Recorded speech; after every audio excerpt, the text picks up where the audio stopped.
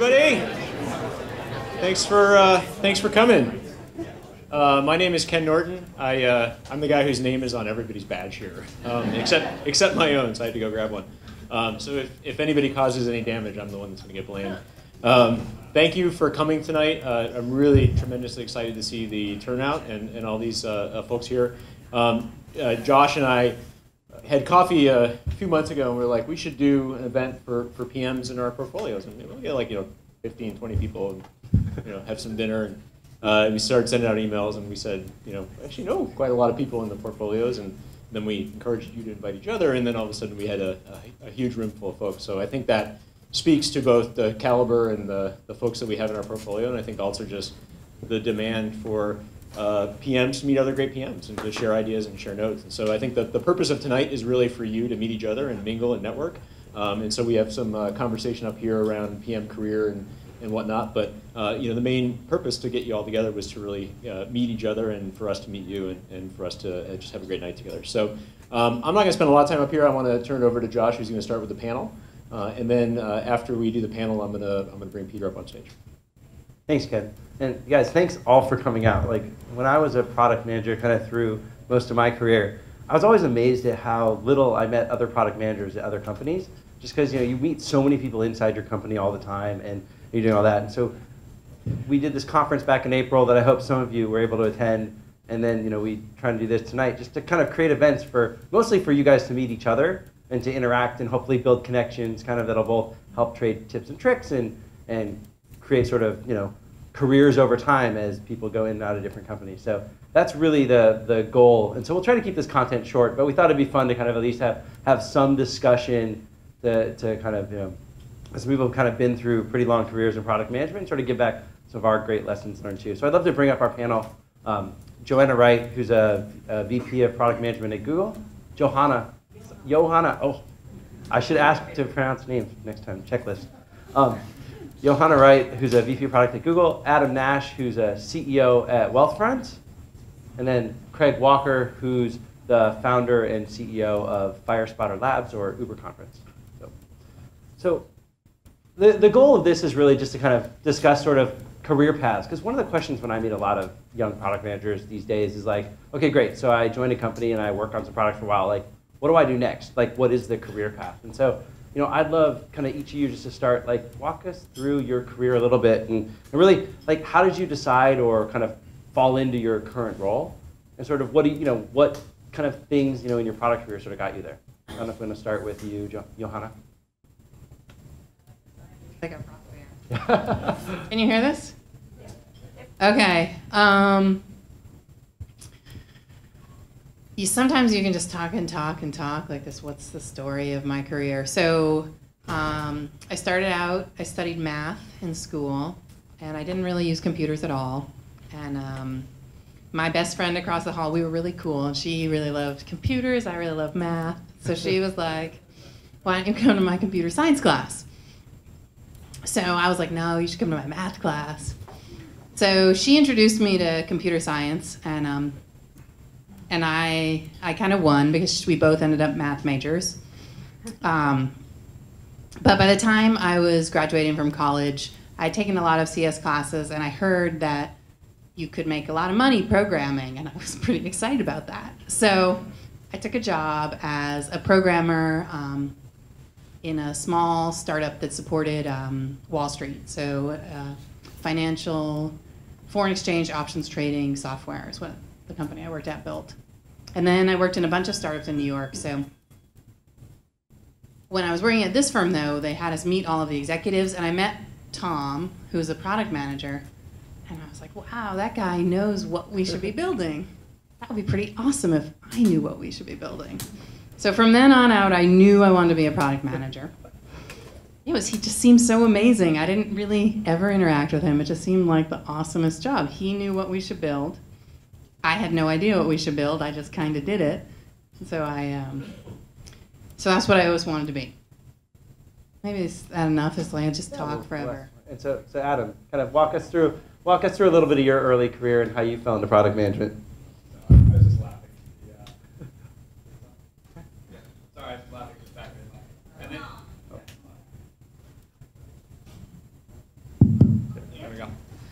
I was laughing at the fact that then you became a product manager and realized that he didn't know it. He was all faking it. Yeah. I think I followed a fairly typical path into product. I came out of Stanford as an engineer, computer science, did a co-term in human-computer interaction, so a little bit more design biased.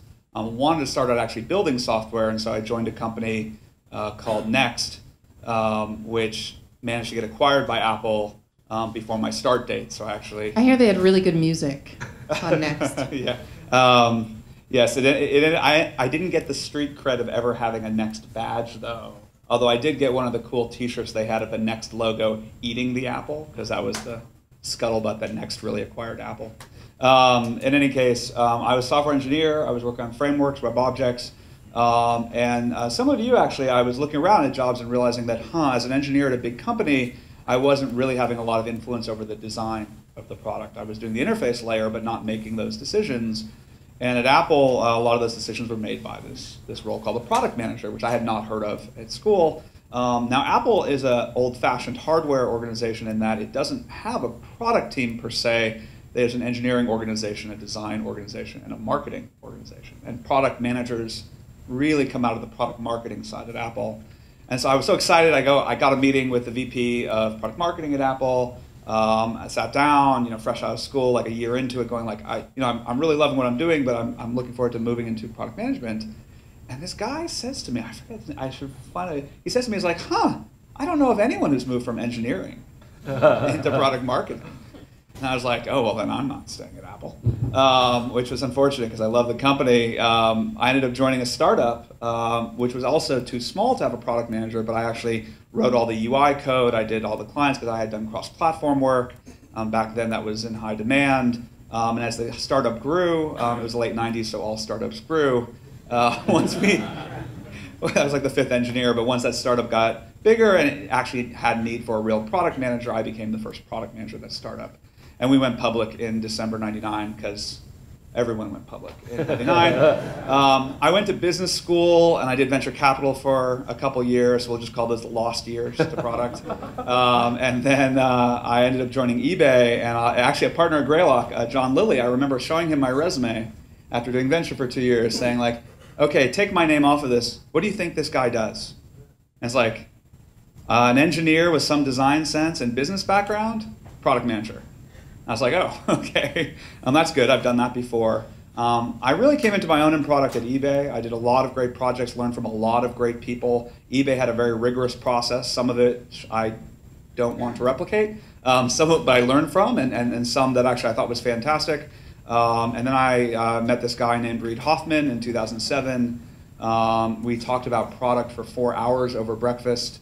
And at the end of the breakfast, walking to his beater 92 Accord, he said, well, if you really think that product could be different with Web 2.0, you should think about coming to LinkedIn. We have a role.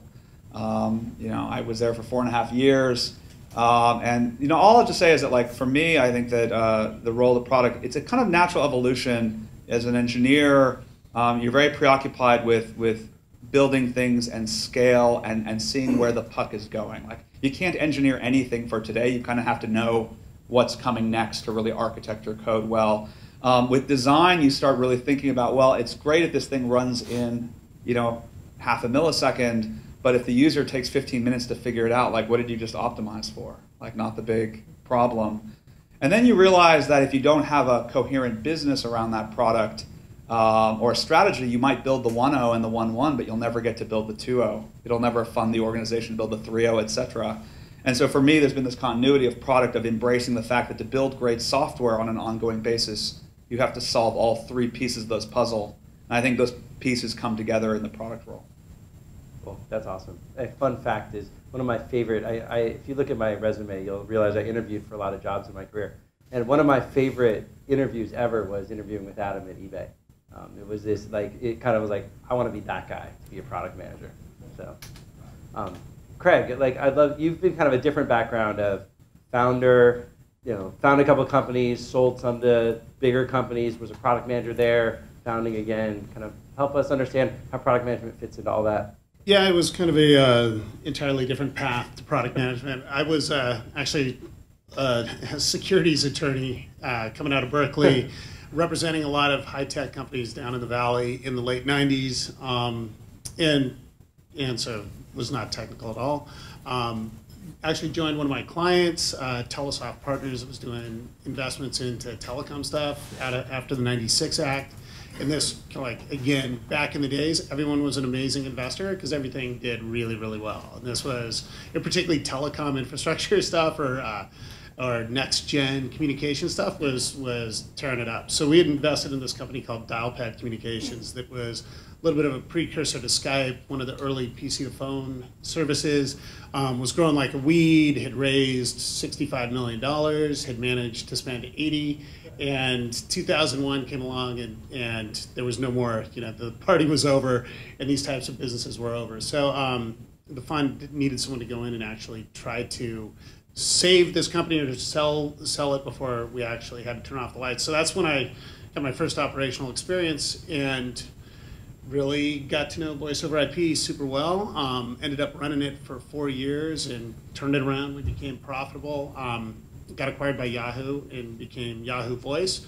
And then left to found Grand Central Communications, trying to figure out what can we do beyond just making cheaper phone calls? How can we use this infrastructure and these types of next-gen services to do interesting things that consumers would want? So Grand Central was one phone number for life. It would ring you everywhere, move all your voicemail to the cloud, give you control that you don't have, convert voicemail to text, and really bring old telephony 1.0 into a web environment. And Google acquired us in 2007, so became Google Voice, and I ran that as a PM for 3 years, and then left to go do this. So, as a non-technical product manager, it actually was super liberating because, I worry all the time about the product and what are the markets and what it is I want it to do, and obsess over how the user is going to do it or engage with it, but as to how it's actually going to get built,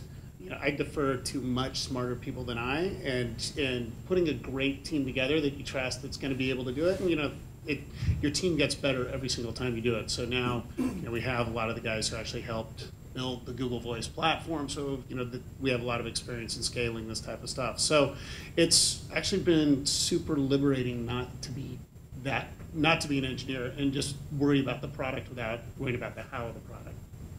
So several of you talked about getting MBAs up here, and a lot of there's a lot of debate for product managers. Does an MBA help or hurt? What's your take on that, and what's your take on that sort of through your career? How has it helped or hurt for those of you who did?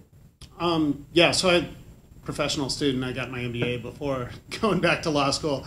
I never really thought that the MBA helped much, particularly when I was getting it. It didn't seem like I was learning anything. But going through these dark times of 2001 and 2002 and trying to hold a company together and all of a sudden little nuggets would come back to you and you'd realize, hey, guess what? We don't have budget for a CFO. I'm the CFO, and little things came back and figuring out marketing, figuring out, various different nuances of things that you had learned was actually important. I don't generally like hiring MBAs because they oftentimes come in thinking that they know more than everyone, and I'd rather have someone really scrappy who wants to just dig in and dive in. But that said, I was looking at it the other day, and we have 6 MBAs out of 40 people at the company, so. I think that's actually a really common theme. Everybody always talks about how they don't want to hire MBAs, they don't like them, and then they look at their company and everyone has an MBA. I would answer, though, for myself, the MBA was super helpful, and I think the biggest thing it did is lend me credibility. So I went to a small liberal arts college. I worked at small dinky companies. Some of them went out of business.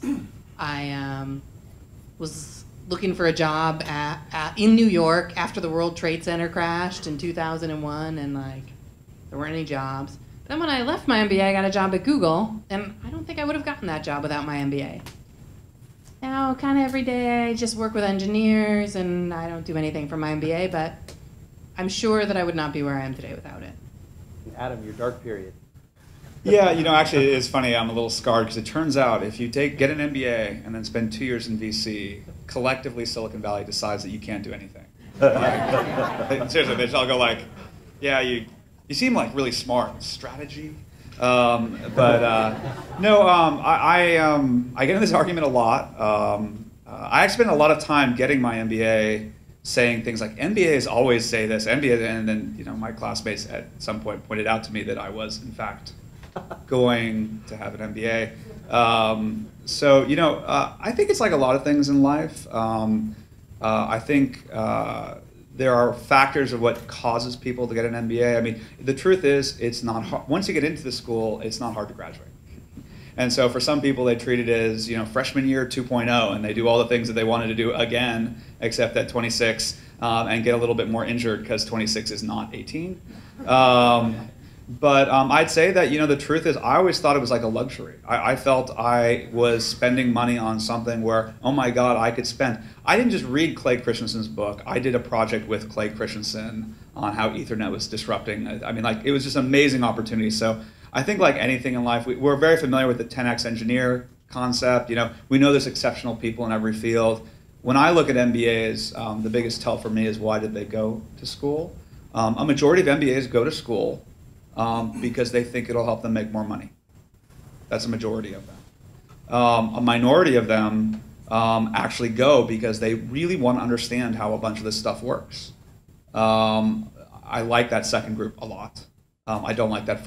I don't disparage the first group. I just don't think that first group does well in technology because that's not how career paths and progress works, and that's not really how the team dynamic works.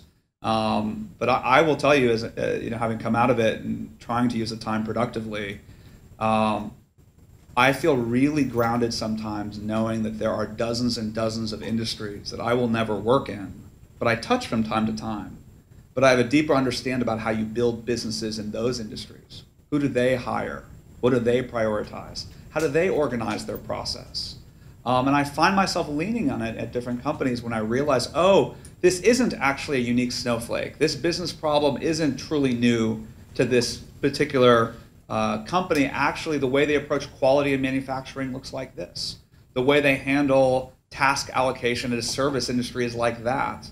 There have been different times at different companies where that's made me less scared and less biased against something that was different, which I like having in my tool chest. But yeah, I still don't love hiring MBAs. That's great. Well, my confession is I did one semester and then ended up dropping out of the MBA program. But I found even in that one semester, it was really valuable I mean, the network that I built just from that one semester has been incredibly strong and incredibly meaningful to the last 10 years of my career. And I think what Adam said about you really learn and you realize what we do in technology is different and special, but actually there's so many businesses around the world that run and they're efficient and they try to really understand how to operate well, and you understand how to take that apart from the accounting and the cash flow analysis.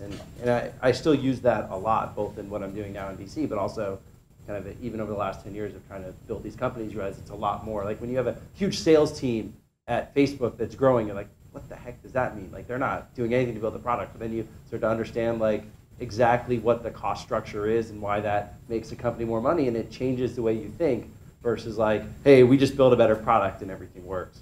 So I know I found even the little bit of time I spent there. You went to the worst semester. Yeah. Oh, really? Yeah, the worst. The first one's the hardest. I could have then partied for another year and a half. So kind of but let's go take this kind of MBA question. What are the skills that are really the most relevant to learn and improve, you think, to be an effective product manager and really to grow in your career as a product manager? I mean, it starts by getting a couple of engineers and working with them to help ship something good. But I think, what are the skills that you really want to layer onto that over your career? I think that there's a lot of obvious ones, and I talked about a few of them, around, focus on the customer, design-based thinking. I think that the technical understanding can help you know what's possible and what's not possible, and I think there's a lot of elements of strategy and business that come into it. But the two things actually I love about the product role that I think you never get perfect at, and you're always working on, is one, this appreciation for what it means to lead. The great thing about product roles is you have a lot of responsibility and not a lot of authority. There's always that moment, by the way, like when engineers figure out, like, wait, I don't report to you. Like it always happens. It's always like, it's like they figure it out every time. It's like wait, why am I, what? I don't, you learn, and you learn, and that's important. I think even going up to a CEO level, it's incredibly important, because the truth is, if you have to invoke power, that's actually a weakness. That's not a strength. Leadership is strongest through vision, through inspiration, through analysis, through all these skills that you have to build to be successful at product. So I actually think that product can teach you a lot about being a leader, and teach you a lot about yourself, about where you're successful being a leader, how other people are successful, even with different backgrounds. I actually think the one liability I had going into product was, when you're an engineer going into product, an engineer says to you, oh, that's really hard to do. Your first instinct is like, not for me. Maybe you suck, but like I can do that in an afternoon. Yeah, I had to get over that really fast. That is not a productive outcome. It does not lead it anywhere. Software is a team sport, and I think that product teaches you a lot about being a leader in a team sport. The second thing, though, I love about product is it's about this holistic thing. Like product, in the end, I blog about this sometimes, but in the end, product ends up with this responsibility for the outcome, right? You just don't. Well, at good cultures, I think you don't just get an E for effort. It's not just, oh, we did all the right things, too bad it didn't work, right? Like, I'm not saying don't experiment. You always experiment and learn, etc. But the truth is, great product managers, great product leaders win games, right? Like they are known for products they ship. That holistic problem of how do all these pieces come together and actually succeed in the market ends up resting on the shoulders of product managers. And one of the distinctions I found from mediocre or average product managers, which I'm not a fan of, and exceptional ones, is they embrace that holistic problem. And that's why they test, that's why they learn, hypothesis test. All these things are ways of ensuring that in the short term, I don't care whether this experiment comes out or not, but how do I consistently end up in a place where I'm winning games? Because you're not winning for you, the whole team. Teams that start winning games together, they get a real desire for it. You win together, you win the next game together, you play better, you start playing for each other. And so that embrace of the holistic problem, that sometimes very small details matter, sometimes they don't at all, and it's the wrong thing. There's a yin and a yang to everything. But that second aspect of the whole problem, I like that in product management. I think that it's something you never fully learn, you're always getting better at it.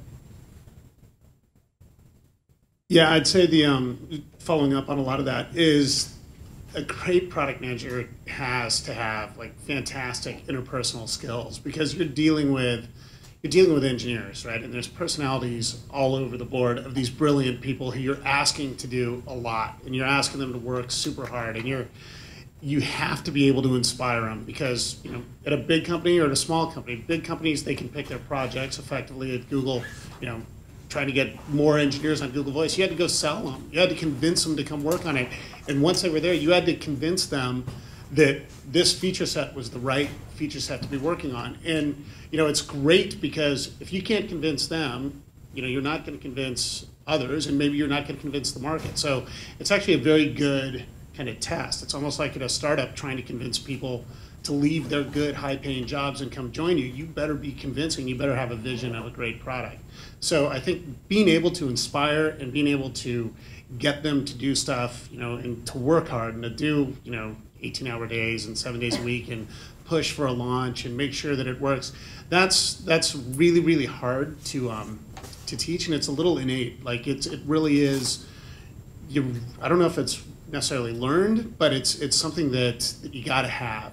And so that's one. And on the other side, I think the holistic thing, to me, a product manager is like the mini CEO, right? Like you better be worried about everything from the FAQ pages to the customer support to PR to marketing to positioning to price to competitive analysis to what it's going to look like to design to usability to testing. Like you're effectively responsible for the entire thing, and you can't punt. And you gotta, like when you're asking this team of engineers to work, ridiculously hard, you better be working ridiculously hard too, or they will notice. And I've seen PMs at big companies that I won't mention that can set out a long vision, and then they take off for a week during crunch period or something. And it's just you got to be in it and be part of the team. And that's the only way you'll get the respect from the guys to do it. But beyond just this one product, you are responsible for it winning. You're responsible for people loving it and for the press writing about it and for partners wanting to partner about it. And that is, you got to be able to do it all. And I always like to add, the even harder part is you kind of are the mini CEO with all the responsibility on your shoulders without even the authority. Like you can't necessarily like say, okay, like this must get done or we must do it this way. It's still this massive power of influence. Johanna, I don't know if you have anything to add. I like the answers. I think it was pretty interesting because you said, what are the skills? And what skills that you're going to develop? Some of it being a PM, you're just thrown in. It's not really skills so much as, I don't know if it's capability or instinct. There's basically three things that I think about with product management. The first is really knowing your product and your users. So really putting yourself in the shoes of your users and just using your product all the time, understanding the situations people are when they use it. The best product managers don't just write specs, they use the products, they test the products, they get a real feel for them. The second thing I think about is tenacity. So just not dropping balls.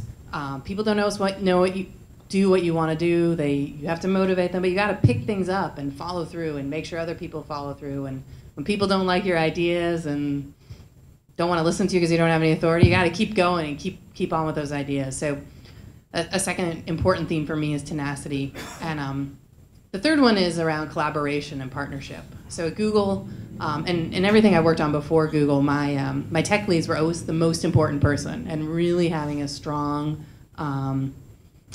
vibe with them and us being in the same wavelength and knowing how we're going to work together and how we're going to get things done is really important. Cool. So my last question for tonight, and then we'll open it to a couple of questions from the group, is excuse me. A young product manager comes up to you and they say, okay, like I love doing product management now, but 10 years from now, like, what's my career path? Like, what should I be doing? What can I be doing? Is it becoming a product manager? Like how do you answer this? Because I'm sure we all face this, and we've all ended up in different places in our careers. Sure. Yeah, if someone comes up to me and asks me that, I mean, I look at product managers as literally mini CEOs, and I think a lot of them, or a lot of you guys, are going to be doing your own companies soon, or already are. And I don't know if there's better training for it. I mean, that is almost ideal, because you are having to convince people to join your team. You are having to invite for resources, particularly in a big company, to get even noticed or to get launched or to get PR support, or at a startup, it's the same story. So that to me, and I've done that myself. So that seems like a very natural progression. And whether you become a manager of managers, that's a different skill entirely. And personally, one that I was never very good at. So that's why I went back to smaller companies. But I think that really is, whether you like it in a giant company or like it in a startup, you are kind of like the mini master of ceremonies, the director of the movie, and the person who's responsible for it. So it is an interesting path if you're interested in that.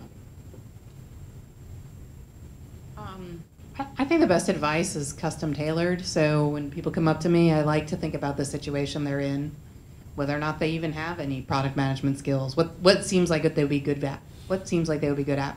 But my advice to all of you, and I think the thing that's been best for me, is to try and find a job where you're going to be engaged and enjoying it all day long, because you're going to spend a lot of your time at work. So that's what I would tell you and any young product manager who comes up to me, is find something that's interesting to you most of the time, and you want to be thinking about it when you're not at work. Yeah, it's funny, in design there's a technique, storyboarding, right? Kind of to get a visualization, understanding of how users might really feel using your product. And I think I love it because I love narrative. And when I'm dealing with people, I've always felt that we have not a lot, but some control over the narrative of our lives, and we kind of tell our own story. It's how we rationalize a lot of decisions. And career decisions actually feel that way. So usually the question I get is not from a product manager who says, well, where I'm going to go. They've already taken the leap. It's usually from a designer or an engineer who says, or an MBA who says, I really want to be a product manager. And usually the first thing I actually do is try to understand why, right? Because I spent a lot of time at eBay moving people from engineering and helping people move from engineering and design into product management, because I had made this move. And of course, it's like, I don't know, it's like the Uplift series. Like you help move people around and help fulfill their dreams.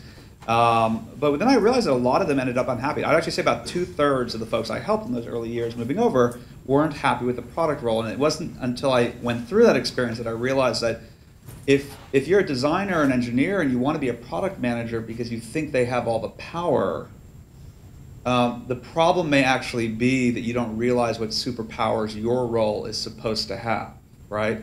Engineers have an amazing power. If they want something to be true, they can actually do it, right? They can actually build the thing, and they can influence thinking, because it's totally different making a decision about something that's already built and proven to work than something that is just a theoretical construct. Designers have superpowers. They have powers over your mind. They literally can use visualization to emotionally influence you, I think, to an irrational level, to want something if they're great designers. And so I really actually, if I see a great designer or a great engineer who wants to move to product because frankly they're frustrated with the organization or process that they're in, sometimes I ask them whether they're just in the wrong organization or process. For folks who are into product, not to avoid the question, I'll just say that I'm obviously a big fan of the product role. I agree with the mini CEO. I actually tend to use the term more, it's a little old-fashioned these days, but it is a kind of general management training ground. You don't literally have P&L responsibility, but you end up touching all these components. You start thinking like, how do you run a team? And there's a great skill there in terms of how you bring together a whole team to succeed. How do you inspire people who have skills in areas you don't, to do things you couldn't do, to work together to produce something that you couldn't have done by yourself, or frankly, any of you couldn't have done by yourself. And so usually, product management, frankly, I think product management is a great background to be an entrepreneur. I think it's a great background to be a general manager. I do think you can end up a functional leader. And I think that, of course, you can end up a CEO, and there's a lot of examples of that as well. So. And when Adam was pointing me, I'm not a functional leader these days. But no, I think just one contrast to kind of what Craig said is, I think a lot of how many people in the room are founders right now, and how many people are founders? There's a number of people who are founders. How many people have joined some company and are kind of still working there, working with the team? And I assume most other people. I've always found my career, part of being product manager is this great opportunity to join some founder on this vision and this quest, and really get to join them in helping them realize that vision and be part of the team that takes that founding vision and really helps the larger and larger team actually get the company closer and closer to that. And so, one of the things that a lot of people who are kind of career product managers have done is, you kind of shift from company to company. You get started at one place, and that after that company gets to a certain stage, you kind of might move on to another one.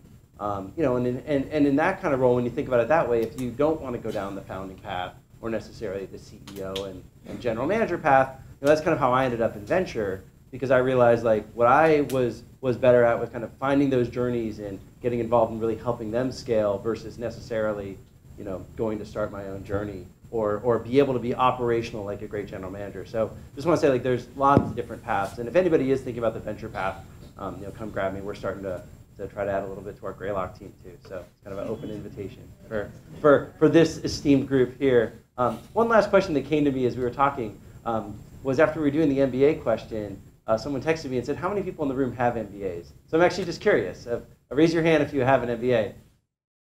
So quite a bit, which I think it's actually a great balance that, look, on the panel, everybody here has an MBA except for me, who at least started. So, MBA is not necessarily a bad judgment against product management. It's just, I think Adam said it best, the people who are MBAs aren't the people we really want as product managers in our tech companies. So a couple minutes for questions, then we're going to move on to our next speaker. Go ahead.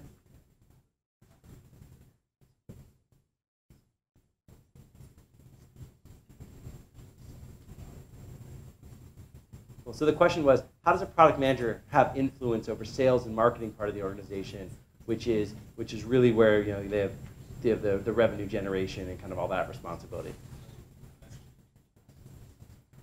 Okay.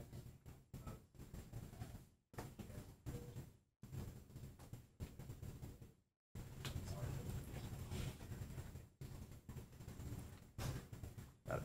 And then do you think there's a need for an MBA, in product or in other roles if the product has more influence? Anyone want to take that for how you have influence over sales and marketing? All I'm going to say is I think the answer is different in consumer companies and enterprise companies. Most consumer companies, the seat of power tends to be on the product side because that's actually what controls most of distribution and success. And so most consumer companies that are successful have a rule where the salespeople can't sell things that they don't have. That puts less pressure. It has the starts with the product side. Enterprise companies, it is not uncommon for enterprise companies to sell first and then kind of need to fulfill the contract. It's not a great culture. I can't say it hasn't been successful in the past because it has. But it's actually not different. It's part of speaking all these languages. Like you talked about influence. I always think, I actually have like almost a dozen endorsements, I think, on my LinkedIn profile for Jedi Mind Trick. But speaking everyone's language, if you understand why brand people care about brand, you can speak to them about brand. If you understand that the only way that they're going to hit their quota next quarter is having something new to sell their existing base, if you speak their language, A, you'll probably design products that are better to make them successful, which will make the company successful. And B, they can be your biggest allies and advocates, actually. There are times where sales is very necessary marketing to let the rest of the organization know that actually prioritizing these certain things that your customers want is actually the right thing to do. So, cool. I got the sign for one more question, but I think people will be able to stay around after, I hope. David. So, question. Something I've seen recently in a couple of surveys is that more and more startups and smaller teams are either postponing or doing altogether, bringing on product managers. There's this concept that a disciplined, agile development process, different people kind of represent different functional areas might be able to roll out teams of PMs is necessary. And just wanted to know what you guys think about that. So the question was, we're seeing kind of surveys and other writing that a lot of startups are now saying, we don't even need this product manager role. We'll use agile methods, we'll use other things to kind of keep everybody really in sync and have great process, and so we'll never have to hire somebody with this title, product manager, into the company. So let's have Craig take this as the Sure. Yeah, we just hired over the last few months our first product manager, and before that it was basically me and the co-founders saying, okay, here's what we want to do, and it's a relatively small team with the engineers, and then the engineers would complain that, hey, it's not detailed enough, and you're always changing your mind, and the product's changing. So then you bring in a PM, so you get a lot of great specs and PRDs and details, and now the engineers are complaining that they're getting picked to death by details from the PM, and why the hell do we need this PM? It was great back in the days when it was just you, and you'd tell us what to do, and we'd go do it.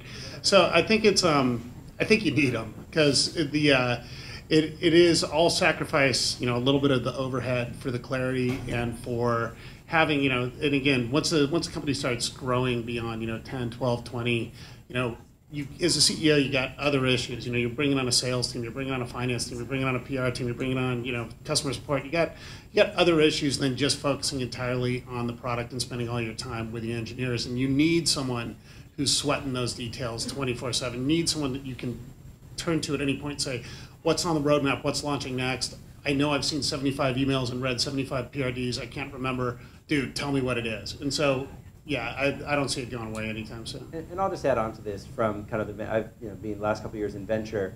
I think there's this at the beginning of a company. It's actually fundamental that the founder is the product manager. Like they're the one with taking the vision, translating it, working with the team, translating the details, kind of making that bridge incredibly tight. And it's the founder and the founding team who really own that. As a company scales, I think there's a natural ratio, and you guys should all think about what this is on your team for one product manager for anywhere from 5, 10, 15, 20 engineers. Maybe it's more on certain types of projects where the product manager is busy enough that everybody feels autonomous and is enabled to work and is not being picked and poked to death, but yet things are coherent and cohesive and everybody's not saying, oh my God, what should we do? What's going on? And so there's this ratio where you need a product manager for that. So once a company starts to scale, we found that you bring in the first product manager, second product manager. But I was that first product manager at LinkedIn and one of the very first at Twitter. And coming in early as a product manager is actually it's one of the hardest jobs you can have, because you're now the person who's the team is like, hey, I'm used to getting everything from the founder. Who the hell are you?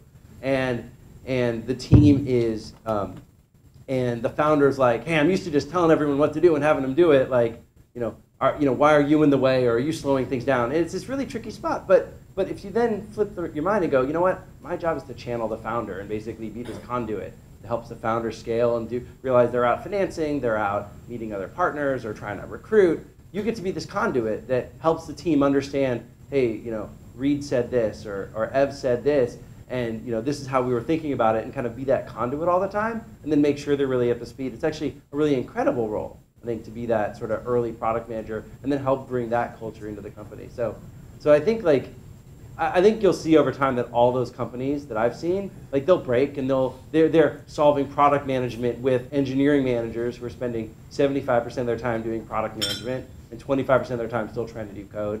And they'll all just start to break, and they'll realize this need for a person who does this thing is actually useful versus just hiding the fact that we're doing that same role anyway. So I want to take a moment and just thank Johanna, Adam, and Craig for their time and joining us tonight. And now I'm going to turn it back to Ken, who's going to bring up Peter and tell a little story of Facebook and Instagram. We're going to bring the non-MBAs up here to set things straight. There you go. Thank you. I'm really excited to welcome Peter Deng up to the stage. Have a seat. Just to kind of give you all a quick intro. Peter joined Google in 2006, 2007. So there as actually 2006. You're right. 2006. Okay, so yeah, I did my homework. Yeah, you did. Which is the same year I joined. That's why I remember. Yes, that's right. And was on the product marketing team there, and left in 2007 to go to Facebook, where he rose up to be a director of product, and then this past August moved over to become head of product for Instagram, which of course is part of Facebook. Before we kind of go into that transition, we talked a little bit about MBAs and kind of career choices, and I noticed that you were a symbolic systems major at Stanford, which is kind of furthering the theory that I have that's like wizard school for PMs. I think about Marissa Meyer, Josh, I think is SimSys. Yep. Mike Krieger, Mike Krieger. So, am I right? Well, first of all, what was that about? do people know what symbolic systems is? Maybe not. I should probably explain it. So it's an interdisciplinary major that combines computer science, linguistics, philosophy, and linguistics, philosophy, psychology. Thank you. There we go. And it's a really awesome program because it just combines a lot of things that I found interesting. I actually think that I went into that because I wasn't a good coder, so I couldn't do computer science. But that is what it is. And it was really interesting because the program teaches you how to think about thinking, which is really meta.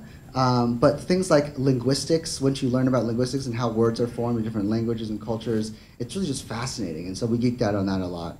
But yeah, I think a lot of people, I don't think it's a causation thing. I think people who tend to be attracted to symbolic systems are the people who are interested in thinking at the meta level and are interested in design. I did some HCI stuff. I did a co-term in HCI. And also have enough computer chops to know when your engineer is bullshitting you that something can't be done, right? Like it kind of combines all these things, and I have a lot of good friends who are doing that right now. So yeah. So I was right. Yeah, I think you're right. Wizard school for PM. Or rather, it's like the selection. It's where people gravitate towards, and then it becomes a wizard school. So talk to me about. I was at Google in 2007 with you, and you left to go to Facebook. And if there was a time where it certainly felt like everybody was leaving to go to Facebook at Google, but it wasn't that. That was a kind of a non-obvious choice, I think. I mean, certainly thinking to where Facebook was and where it had grown to. So that was a big decision. Obviously, had major ramifications for your career. I mean, talk to me through that. Like, how did you decide to do that? What went through your mind? Well, so the story was I actually had a friend over for lunch at Google at the sushi cafe, which was really awesome. And the whole thing was like, hey, you should come join Google. And he was like, actually, you should come join Facebook. And so he won. And he got the recruiting bonus, which is fine. But for me, I kind of stopped learning at my job, and for me, I really value always learning and trying to improve on myself or just doing something different. And so at that point, I was like, well, I really feel like I I've learned as much as I can in product marketing. I feel like there's a lot more out there that I want to try to learn, like how to build a team. And Facebook had all the opportunity for me to do that. So that's why right now, when I talk to the people that I manage in product, I always try to figure out if they're learning or not, and if they're really engaged and really passionate about what they're doing. Because maybe it's just me projecting, but I feel like a lot of us like to learn and try something new. So that was the right time for me to do that transition. And you're right, it was a little bit ahead of the mass exodus is the wrong word, but like the influx of people into Facebook. But it was the right time for me. You talk about you should always be learning, and I've had people say that to me, and sometimes it's hard to be introspective to know whether you're really learning. But like, yeah, I'm learning, but how do you know when you're learning? How do you know when you're learning the right things? Yeah, I think when you get really good at your job, then you're not learning.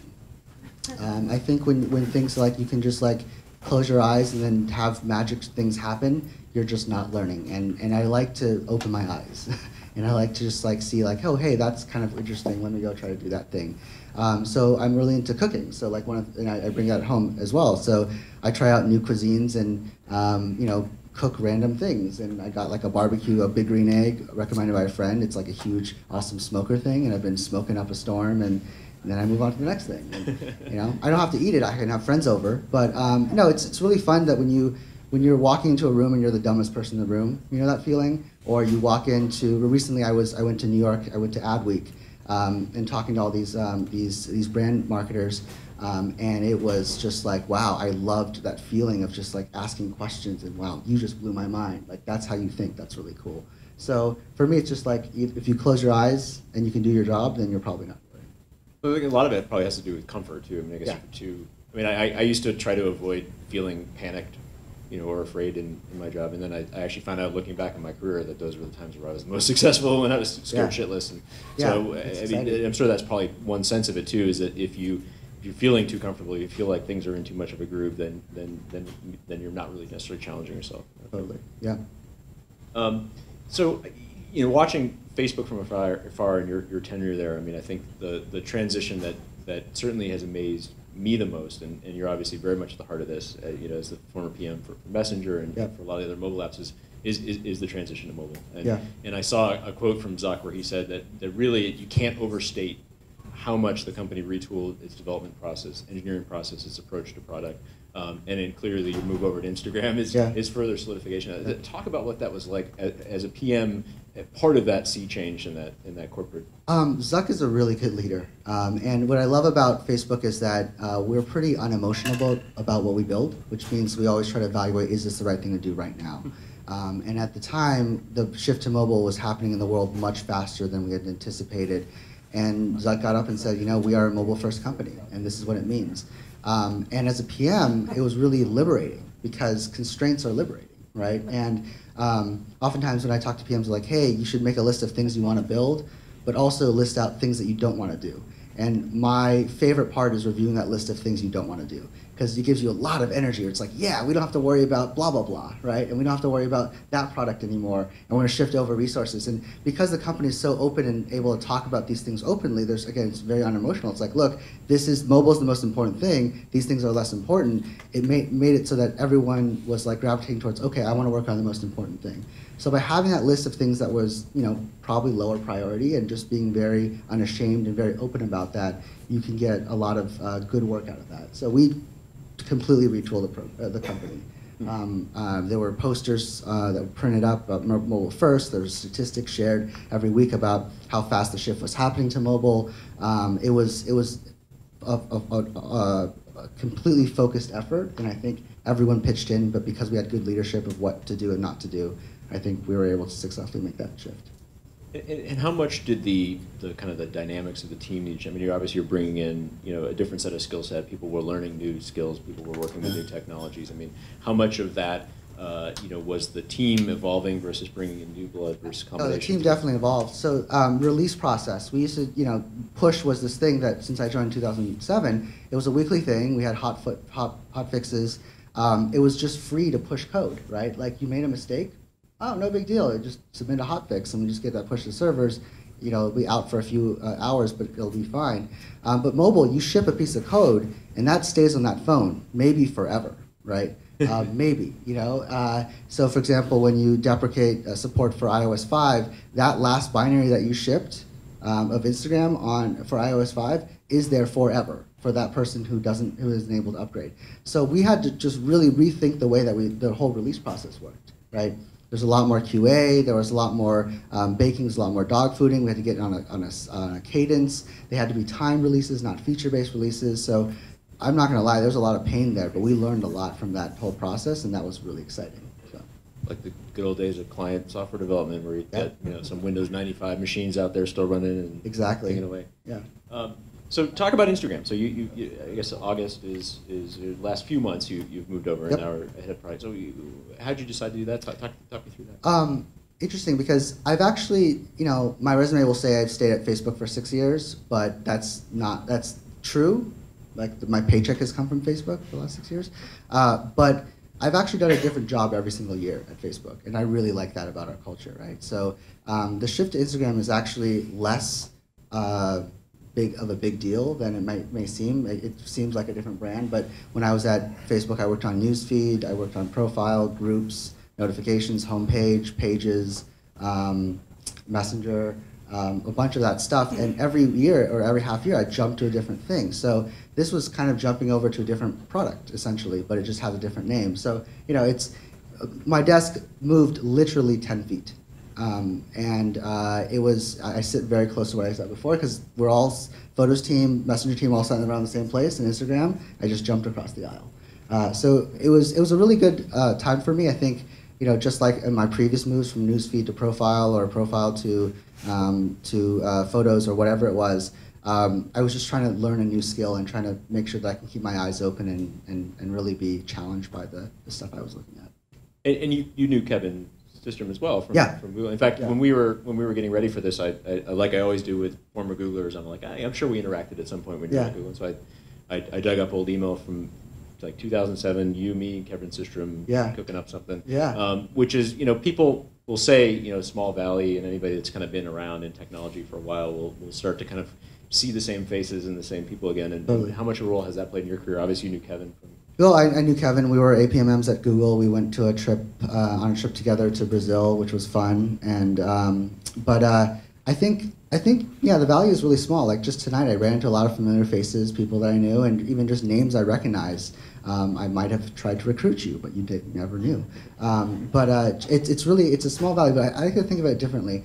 So when I went to my honeymoon in France, that was my first time in Europe, and I realized that we are kind of one company as Silicon Valley, because we pretty much build all of the stuff that the rest of the world uses in technology, right? And you go to the airport, you're like, they're on their Androids or they're on their iPhones, and they're using Facebook, they're using Google to search, they're using Yahoo, whatever it is. It's like all comes within this like little peninsula, little area that we work in. So I feel like it's a small valley, but we also tend up working on the same thing, which is advancing the state of technology. And so whether you're part of the newsfeed team or the profile team, or you're part of Facebook or Pinterest, you have an opportunity to really change the way the world kind of works, and it's pretty awesome. There's something that feels unique about Silicon Valley, because I think we've always been part of fast-growing industries. Like they're not zero-sum games. I mean, we're competitors, but we're all together, kind of growing the same thing. And I think that may be part of that kind of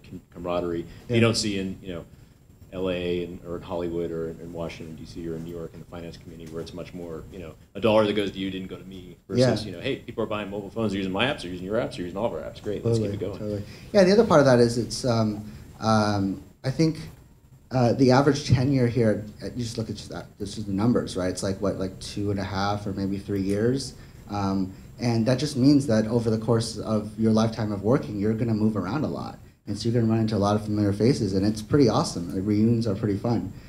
So when you get to be a little bit older like me, it's like you run into someone, it's like, hey, like I work with you on this thing. It's like Andreas and I worked together at Facebook. It was really awesome.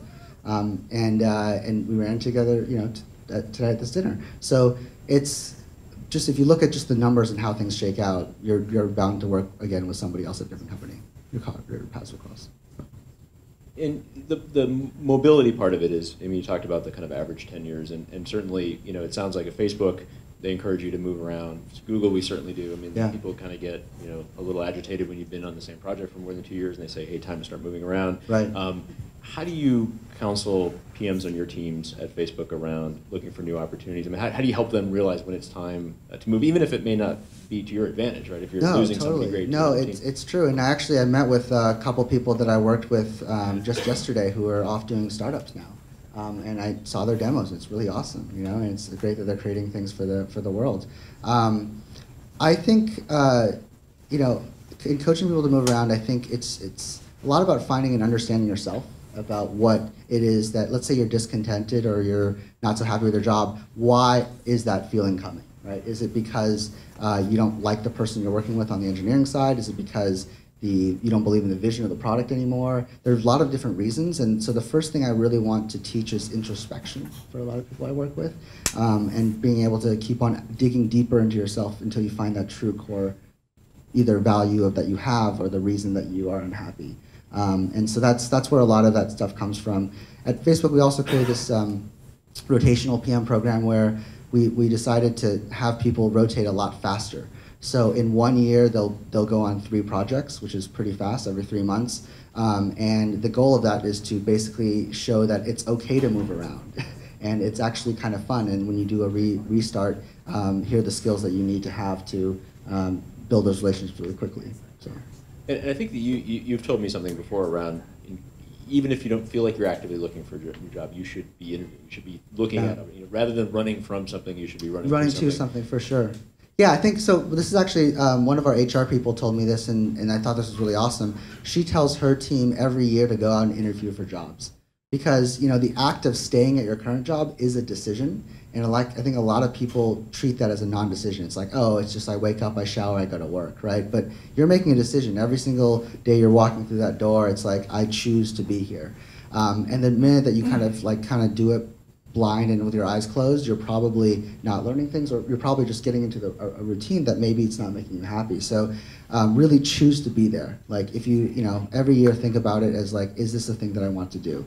For me, every 6 months I go back to this Google Doc I have, which is 7 things I want to do with my life, and kind of things that principles I live by, and I kind of revisit that and saying like, am I being true to this? Like one of it is like always be learning, right? So it's good to have that calendar reminder pop up on my personal calendar and be like, yeah, it's time to review that now, and just be mindful of, do I like what I'm doing today?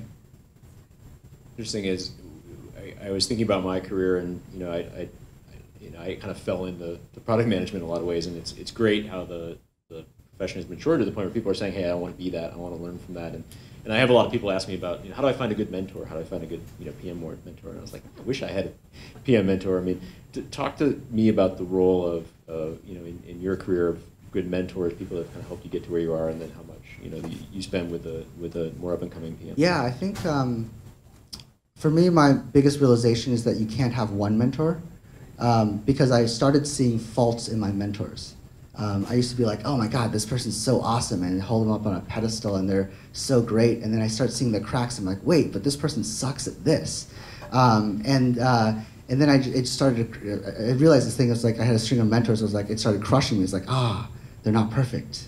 But then no one's perfect, And so like having knowing sort of what type of mentorship you get from someone, what value you get from someone. Maybe someone's a really good speaker and a really good storyteller, but not very good at the details, and maybe you really want to work on the details. Just trying to notice a little bit of like what people do well and what parts of them you admire, and seek out lots of people like that. I think it's used to have people who help you with your blind spots too. Yeah. I mean, mine has always been people skills, interpersonal kind of, and it's always been good to have those people that are just like, when you leave the room, you think everything went great. The ones that come up to you and be like, yeah, you kind of pissed a lot of people off back there. You should be careful. And exactly. You kind of have to augment those skills. And exactly. I mean, my best analogy is like, I'm a huge football fan. I might not look like one, but I am. And also, how many people went to Stanford here? How crazy is that we are good at football? Isn't that weird? Anyway, so my favorite person on the football team is the coach. Because it's like, you look at the guy, it's like, this guy can't block and tackle worth shit.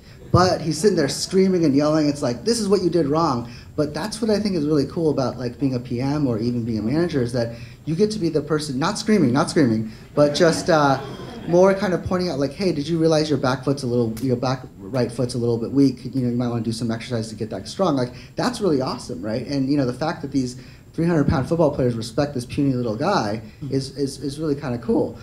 So you know, seek out people who will be really honest with you, who aren't afraid to you know, hold back and just say, you know, this is what I think you can be doing better. And those are the people that I value. Is people who can be really straight with me, and those are the people who make me better. That's great.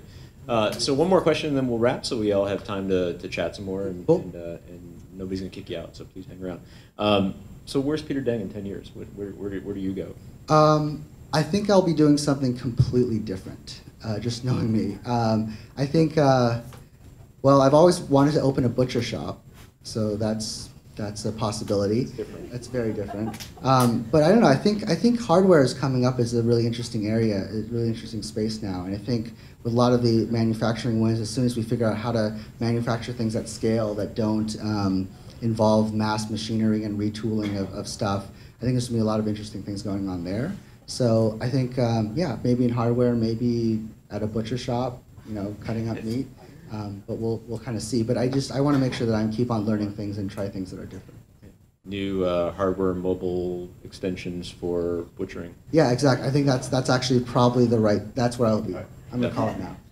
Yeah. Well, I want to thank you so much, Peter, for being here. Let's give him a round of applause. Thank you. Thanks, guys.